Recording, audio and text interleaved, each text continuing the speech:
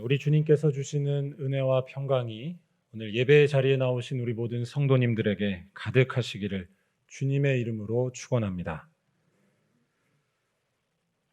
복음서에 나타난 예수님의 여러 말씀을 잘 읽다 보면 한결같이 느끼게 되는 것이 하나 있습니다. 바로 놀라움입니다. 예수님은 우리들을 놀라게 하시는 분입니다. 그런데 여기에서 말하는 놀라움이란 예수께서 하신 말씀들이 어떤 대단한 업적들이나 그런 내용을 담고 있어서 느끼는 놀라움이라기보다는 전혀 다른 이유에서 느끼는 놀라움이라고 할 수 있습니다. 바로 예상치 못한 결론을 통해서 우리들의 기존 상식과 지식을 무너뜨리시는 것에서 오는 놀라움입니다. 그래서 예수께서 주시는 놀라움은 충격이라는 말에 더 가깝다고 할 수 있습니다. 예를 들어 예수께서 산상수훈을 말씀하시면서 팔복에 대해 말씀하신 것을 기억해 보시기 바랍니다. 팔복은 우리들의 예상과 상식을 뒤집어 놓습니다. 돈 많고 편안하고 안정된 조건에 있는 사람이 복이 있는 것이 아니라 가난한 자가, 애통하는 자가 복이 있다고 말씀하시기 때문입니다. 하나님만이 우리의 생명이시고 소망이 되십니다. 하나님만이 우리에게 만족을 주시고 불안치 않게 하십니다. 그런데 가난한 자와 애통해하는 자는 바로 이 사실에 대한 눈이 떠졌기 때문에 그들에게는 복이 있다는 것입니다. 가장 큰 복인 하나님의 통치가 그들의 삶에 이루어지기 때문입니다. 복에 대한 우리들의 평소 생각을 뒤집는 것입니다. 오늘 읽은 말씀도 우리들의 평소 생각을 뒤집는 말씀 중에 하나라고 할 수 있습니다. 바로 경건하게 살았던 바리새인과 그렇지 않았던 세리 중 하나님께서 받아주신 사람은 놀랍게도 세리라고 하는 누구도 예상치 못한 이야기였습니다. 경건했던 바리새인보다 그저 겸손히 기도했던 세리가 더 훌륭하다고 이야기하고 있습니다. 그런데 오늘 말씀을 우리들이 잘 읽어봐야 합니다. 오늘 말씀에서 예수께서 의도하시고 또한 전하시려는 그 충격은 우리들이 생각한 것보다 훨씬 더 큽니다. 이걸 약화시키거나 혼동해서는 안 됩니다. 오늘 말씀을 세리를 중심에 놓고 세리처럼 겸손히 기도해야 한다라는 식으로 보면 그 뜻을 다 파악하지 못하게 됩니다. 그것과는 조금 다르게 바리새인을 중심으로 오늘 말씀을 봐야 오늘 말씀에 담긴 충격이 제대로 전달될 수 있습니다. 무슨 말씀이냐면 바리새인처럼 아무리 경건하게 살고 또한 훌륭하게 살았다 할지라도 세리보다 못한 사람이 될 수 있다는 것입니다. 여기에서 세리보다라는 말이 중요한데요. 사실 세상 위선적이고 단지 기도만 했을 수도 있는 부끄러운 사람이 오늘 말씀에 나오는 세리였습니다. 그런데 이러한 세리보다 못한 사람이 될 수 있다는 것입니다. 그것도 아무리 훌륭하고 경건하게 살았어도 그렇게 될 수 있다는 것입니다. 왜냐하면 자기가 한 행동을 가지고서 자기만 옳다 여기면서 남들을 무시하고 경멸하는 모습에 대해 하나님께서는 받아주시지 않기 때문입니다. 의로운 일을 한다는 것은 좋은 일입니다. 그런데 그 좋은 일 때문에 자기는 무조건 옳다 여기고 남을 깔보는 것, 이것은 오히려 저 악독한 세리보다 못하다고 말씀하시는 것입니다. 하나님께서는 그러한 사람보다 차라리 위선적인 세리를 조금 더 낫게 여기신다는 충격적인 말씀이 바로 오늘 말씀입니다. 오늘 말씀에는 바리새인과 세리, 이 두 사람의 기도가 등장합니다. 각각 성전에 올라가서 기도했는데요. 먼저 바리새인이 드린 기도가 나옵니다. 바리새인은 하나님께 감사하며 기도합니다. 그가 그동안 살면서 여러 가지 경건한 일들을 열심히 해왔던 것에 대해 감사하며 기도하고 있습니다. 12절을 보면 일해에 2번씩 금식하고 또 소득의 11조를 드리나이다 라고 고백합니다. 유대인들은 본래 1년에 한 번씩만 하루만 금식을 했었습니다. 레위기 23장에 나오는 속죄일에 회개하며 금식한 것이었습니다. 그런데 오늘 말씀에 나오는 바리새인은 이보다 더 했던 사람입니다. 1년에 딱 하루만 금식한 것이 아니라 2회에 2번씩, 즉 일주일에 이틀씩 금식하며 살았다는 것입니다. 철저하게 하나님 앞에 회개하며 살려 했던 것입니다. 또한 소득의 11조를 드렸다는 것, 이건 역시 마찬가지입니다. 하나님 앞에서 눈꼽만큼도 틀림없이 계산하며 11조를 드렸다는 것입니다. 정직하고 신실하게 살았다는 뜻입니다. 저는 바리새인의 이러한 모습이 대단히 소중하고 또 우리가 쉽게 무시해서는 안 된다고 봅니다. 우리가 성경을 읽으면서 바리새인들에 대해 쉽게 무시하곤 하는데 사실 그들은 그렇게 무시받을 만한 사람들이 아니었습니다. 그들은 하나님의 말씀, 율법을 열심히 지키면서 하나님의 뜻을 이루기 위해 철저히 노력하며 살아간 사람들이었습니다. 소득의 11조를 빼놓지 않고 다 한다는 것, 이것은 결코 쉬운 일이 아닙니다. 이것은 그만큼 하나님을 믿었다는 이야기가 됩니다. 여러분들이 모든 소득의 11조를 정직하게 다 한다고 생각해 보시기 바랍니다. 여기에는 대단한 믿음이 필요하고요. 또한 하나님께서 나의 삶을 책임지신다라는 것에 대한 확신이 없으면 되지 않습니다. 또한 일주일에 2번씩 금식을 했다는 것 역시 마찬가지입니다. 어떻게 하면 하나님 앞에 온전히 살 수 있을지 날마다 치열하게 고민하고 끊임없이 회개하며 살았다는 뜻입니다.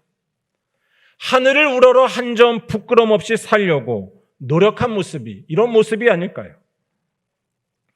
그래서 이러한 바리새인들은 당시 사람들에게 존경을 받았습니다. 이들 때문에 유대인들은 자신들의 신앙과 민족적인 정체성을 위기 속에서도 지켜나갈 수 있었습니다. 바리새인들은 일종의 정신적인 지주 같은 사람들, 우리로 치면 절개와 지조가 꺾이지 않는 선비 같은 사람들이었습니다. 그런데 오늘 말씀에 함께 나오는 세리는 전혀 그런 사람이 아니었습니다. 오늘 말씀을 우리가 잘 이해하려면 세리의 정체에 대해서 정확하게 알아야 합니다. 세리는 한마디로 돈만 밝히면서 속임수와 악한 일을 일삼던 사람이었습니다. 세리하면 우리들이 쉽게 세무 공무원을 생각하기가 쉬운데요. 예수님 당시의 세리는 그런 공무원이라기보다는 일종의 계약을 맺고서 일하는 대리인이었습니다. 예수님 당시의 로마 제국은 토지세나 인두세 같은 세금은 중앙정부에서 직접 걷어들였습니다. 하지만 다른 세금들, 통행세라든지 관세라든지 등등은 이른바 하청을 맡겼습니다. 입찰 공고를 낸 후에 가장 높은 입찰료를 낸 민간업자에게 이른바 세금 징수권을 판 것이었습니다. 그리고 이렇게 세금 징수권을 산 이 업자가 바로 오늘 말씀에 나오는 세리였습니다. 성경에 나오는 세리 중에서 가장 유명한 사람은 삭개오인데요. 삭개오는 이러한 민간 세무 회사를 크게 운영했던 사장님, 세리장이었습니다. 여러 직원들을 두고서 세금 징수 업무를 한 것입니다. 아무튼 이러한 구조 속에서 일하던 세리들은 자신이 입찰했던 입찰료를 먼저 로마 정부에 낸 다음에 선 지급한 다음에 자신의 세금 징수 업무를 시작했습니다. 최고 입찰가로 낸 그 입찰료를 먼저 현찰로 내고서 그 다음에 자신이 세금을 거두어서 자신의 수입을 채우고 메꾸어가는 방식이었습니다. 여러분, 이때 무슨 일이 벌어졌을지 안 보고도 뻔하지 않겠습니까?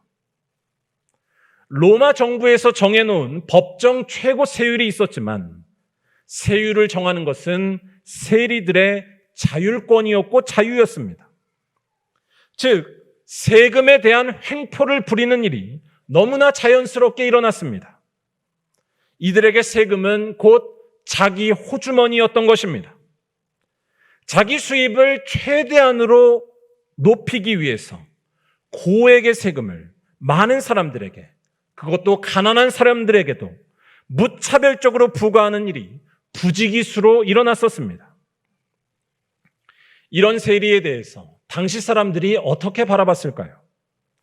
이런 세리에 대해 당시 사람들이 어떤 평판을 내렸을지는 명백합니다. 그들을 강도 취급한 것입니다.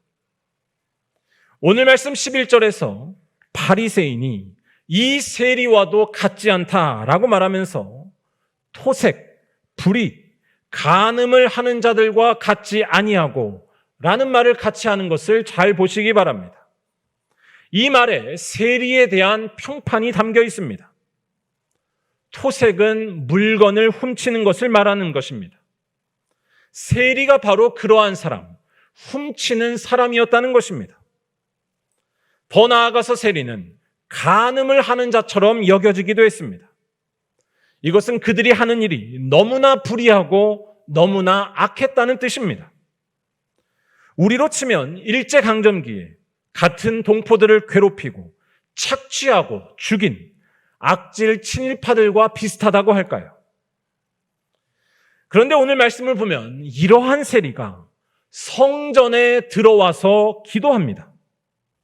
13절에 그가 기도하고 있는 모습과 또한 그가 기도할 때 하는 말이 잘 나와 있습니다.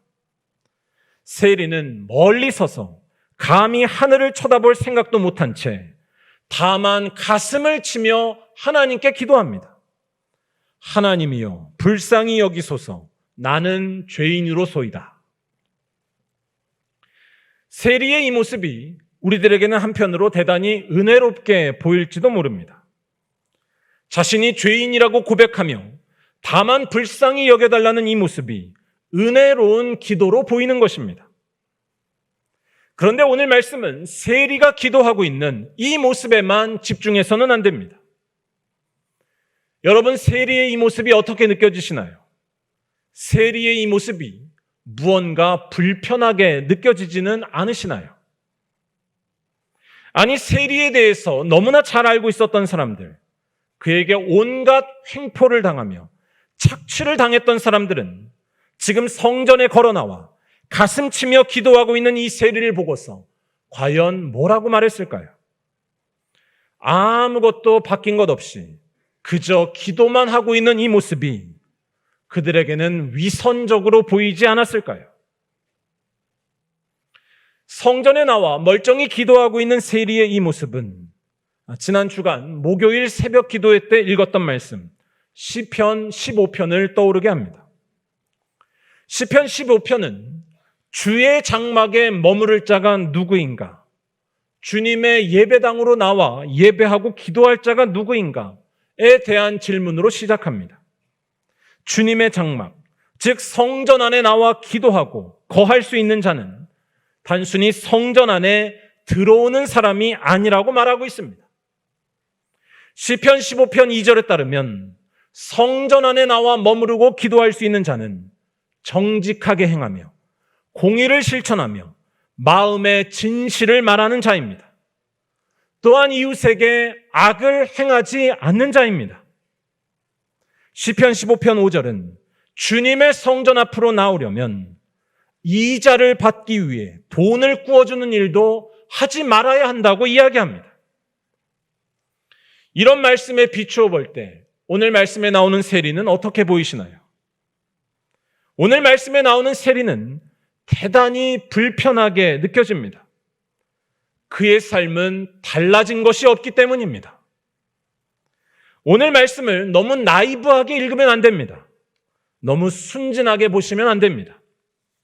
세리의 기도는 당시 사람들에게 위선적으로 보였을 가능성이 대단히 높습니다. 그는 여전히 토색하는 자였습니다. 그가 이웃에게 악을 행하지 않고 있었을까요? 은혜로운 말을 수려하게 하고 있는 그의 기도는 어쩌면 이미지 세탁용 기도는 아니었을까요?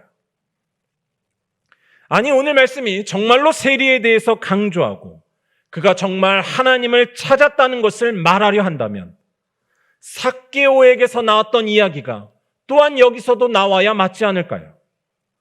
삭개오는 자신이 죄인이라는 것을 예수님 앞에 고백한 후에 자기 소유의 절반을 가난한 자들에게 주고 속여서 빼앗은 것은 내 갑절이나 갚겠다라고 고백했었습니다.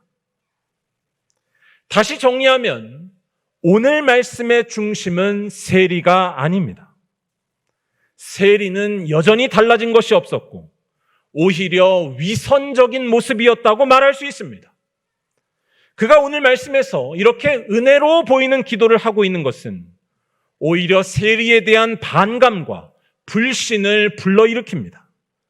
세리는 정말로 부끄러운 사람이라는 것입니다. 그런데 오늘 말씀에서 예수께서는 이러한 세리를 말씀하시면서 바리새인과 비교하면서 말씀하고 계신다는 것입니다. 왜 예수님께서는 이렇게 말씀하실까요? 이것은 우리들에게 놀라움을 주시려는 것입니다. 일종의 충격 요법을 써서 과장해서 말씀하시는 것이라 할 수 있습니다. 이렇게 부끄러운 세리보다도 못한 사람이 있다는 것입니다. 그 사람은 바로 그 훌륭한 바리새인이라는 것입니다. 훌륭한 일을 많이 하며 살아왔지만 그걸로 자기를 의롭다 여기면서 남을 무시하며 우습게 보는 사람, 나만 옳다고 믿으면서 남을 판단하고 있는 사람, 교만에 빠져버린 자는 아무리 훌륭한 일을 했어도 하나님께서 보실 때에는 저 악한 세리보다 못하다는 말씀을 하시는 것입니다. 예수님의 뜻은 바리새인의 의로운 행동이 문제라는 것이 아닙니다. 바리새인처럼 하나님의 뜻을 열심히 지키려는 것은 우리 모두가 다 해야 마땅합니다. 다만 이것을 통해서 스스로를 의롭게 여기려는 태도는, 그래서 남을 무시하며 사는 모습은 하나님 앞에 대단히 심각한 문제라는 것입니다. 그것을 말씀하시기 위해 예수께서는 위선적인 세리의 모습을 끌어들이고 계신 것입니다. 오늘 말씀에 나오는 바리새인의 기도를 다시 잘 읽어보시기 바랍니다.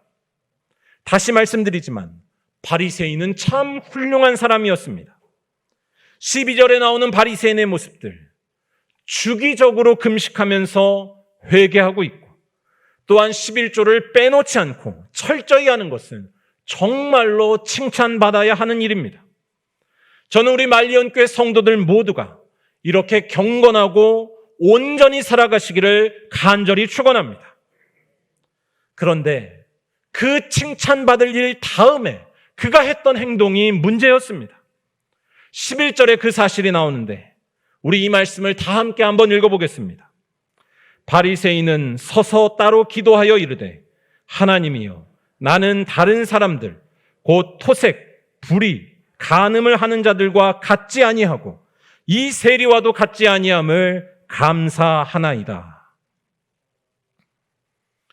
여기서 반복되는 말은 같지 아니하고라는 말입니다.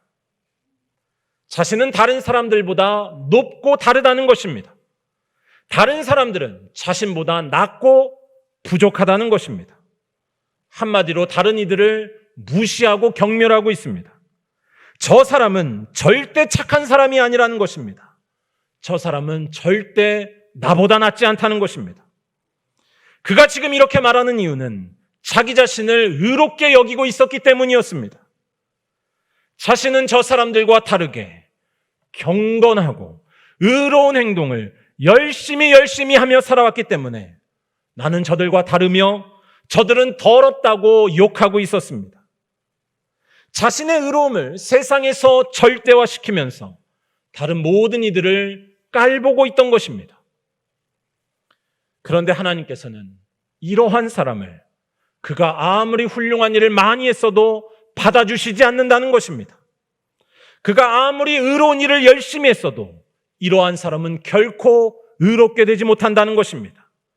아니, 놀랍게도 이러한 사람은 저 위선적인 세리보다도 못한 사람이라고까지 말씀하시는 것입니다. 하나님께서는 세리의 기도를 받아주셨지만 이 바리새인의 기도를 받지 않으셨다는 것이 바로 이 사실을 말하는 것입니다. 왜 예수께서는 이렇게 말씀하고 계실까요? 그 이유는 분명합니다. 아무리 우리가 훌륭한 일을 많이 하고 의로운 일을 산처럼 쌓아놓았다 할지라도 우리들이 남들보다 낫다는 이야기는 우리 스스로가 할 수 없기 때문입니다. 그 이야기는 하나님만이 하실 수 있는 이야기입니다. 하나님의 영역입니다. 하나님만이 우리 모두를 잘 알고 계십니다. 하나님 앞에 설 때에만 우리의 모습을 볼 수 있기 때문입니다. 또한 우리들은 결코 스스로 의로워질 수 없는 존재이며 예수의 십자가 공로를 의지할 때만 의로워질 수 있는 연약하고 부족한 이들이기 때문입니다. 다시 말해, 자기가 한 행동을 가지고서 스스로를 높이며 의롭게 여기는 것, 그러면서 결국에는 남들을 경멸하며 살아가는 것, 이것은 하나님을 무시하는 것이고 복음을 저버리는 것이며 교만에 빠지는 일이라는 말씀입니다. 자기 자신이 하나님이 되고 싶은 그 달콤한 사탄의 유혹에 넘어가고 마는 것입니다. 사랑하는 우리 말리언교회 성도 여러분, 신앙이란 자기가 커지는 것이 아닙니다. 신앙은 자기가 커지는 것이 아닙니다. 신앙은 자기가 커지는 것이 아니라 그 반대임을 명심하시기 바랍니다.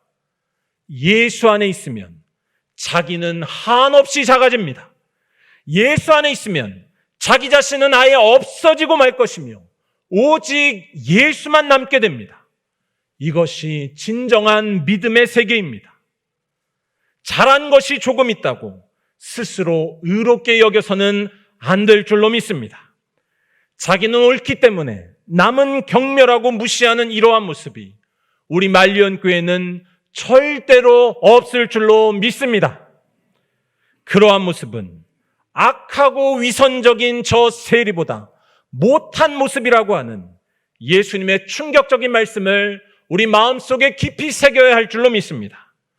아무리 대단한 일을 했어도 대단한 그 일로 자기를 높이고 남들을 경멸하면 하나님께서 받아주시지 않는다는 것입니다.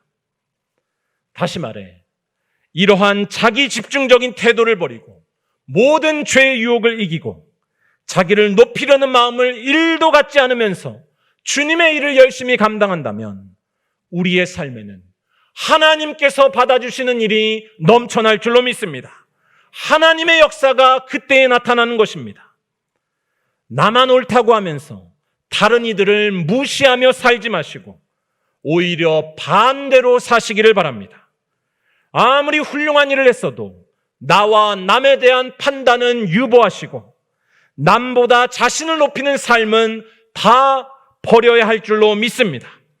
그런 모습이야말로 내가 아니라 하나님만이 주인이심을 인정하는 참된 믿음이 되기 때문입니다. 오늘 말씀에 나오는 이야기로 하자면 소득의 모든 11조를 하나도 빼놓지 않고 철저히 들이되 전혀 자기를 높이지 마시기 바랍니다. 내가 남들과 다르다고 1도 생각하지 마시기 바랍니다. 수시로 금식하면서 가난한 이웃들을 열심으로 섬기지만 자신이 다른 이들보다 훌륭하다고 전혀 생각하지 말며 대접받아야 한다고 1도 생각하지 말며 사시기를 바랍니다. 아니, 그러한 일을 했을 때에도 나 자신을 끝까지 부인하며 사시기 바랍니다. 왜냐하면 거기에 여러분의 생명이 있기 때문입니다. 그렇게 살아갈 때에 하나님께서는 여러분들을 절대로 외면하지 않으시고 받아주실 줄로 믿습니다. 그럴 때에 하나님께서 여러분의 인생 가운데 절대적인 안전을 주실 것이며 절대적인 소망을 주실 줄로 믿습니다. 여러분, 이러한 삶을 완전하게 사신 분이 계십니다. 그분이 누군지 아시겠습니까? 그분이 바로 우리 주님 예수 그리스도신 줄로 믿습니다. 빌립보서 2장 6절에서 8절까지 해서 이렇게 말씀하고 있습니다. 그는 근본 하나님의 본체시나 하나님과 동등됨을 취할 것으로 여기지 아니하시고 오히려 자기를 비워 종의 형체를 가지사 사람들과 같이 되셨고 사람의 모양으로 나타나사 자기를 낮추시고 죽기까지 복종하셨으니 곧 십자가에 죽으심이라. 아멘. 예수께서는 하나님과 같은 분임에도 아무런 대접을 받지 않으셨으며 요청도 하지 않으셨습니다. 스스로를 다른 사람들과 다르다고 여기지 않으셨고 오히려 낮추시며 죽기까지 복종하시고 섬기며 사셨습니다. 예수님만이 자기를 끝까지 부인하셨습니다. 하지만 예수님의 그러한 삶에 생명의 역사가 나타난 줄로 믿습니다. 부활의 영광이 자기를 부인하신 예수님에게 나타났다는 것입니다. 다시 말해 우리들도 이 예수님과 하나가 되어 살면 하나님께서 우리를 받아주신다는 것입니다. 예수님과 하나가 되어서 세상에서 모든 의로운 일에 힘쓰되 끝까지 자기를 부인하시면, 자기를 높이지 않는 그 믿음으로 사시면 하나님의 역사가 나타날 줄로 믿습니다. 절망이 물러가게 될 줄로 믿습니다. 두려움이 넘어뜨리지 못하게 할 줄로 믿습니다. 어둠 속에서도 빛이 비출 것이며 죽음까지도 이기는 삶이 바로 여기에 숨겨져 있음을 기억하시기 바랍니다. 오늘 말씀의 고백으로 하자면 낮아지지만 높아지는 것입니다. 예수의 십자가를 따를 때에 예수 부활의 영광과 하나님의 역사가 나타나게 된다는 사실입니다. 바라기는 이러한 믿음으로 오직 예수님과 함께하는 가운데 끝까지 자기를 부인하면서 승리의 영광이 있는 그곳을 향해 달려나아가시는 말리언교회 모든 성도들이 다 되시기를 주님의 이름으로 간절히 축원합니다.